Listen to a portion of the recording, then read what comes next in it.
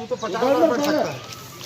Corona काल के समय में बड़े बिहना दोबारा कल ले दिखे मॉर्निंग वॉक तो भूल के जाओगे। नाम में सामूहिक ग्रुप में घुमोया किंद्रोया युवक मन के ऊपर में पुसौर थानेदार इंगेश्वर यादव हर एक्शन में ऐसे और 500 रुपये के पर व्यक्ति के चालान काटी से बगर मार्क्स के किंद्रोया युवक मन के ऊपर में इंगेश्वर यादव पुसौर थाना प्रभारी हर आज बड़े बिहना एक्शन में आकर के 500 रुपया चालान काटी से जहां कोरोना प्रोटोकॉल के समय के नियम के उल्लंघन करके बड़े बिहना ले मॉर्निंग वॉक के नाम गौतम नगर स्टेडियम के पास में टहलत रहीन जेला देख करके थानेदार हर थाना परिसर पुसौर में बुलाई से और 500 रुपया के चालान ला काटी से।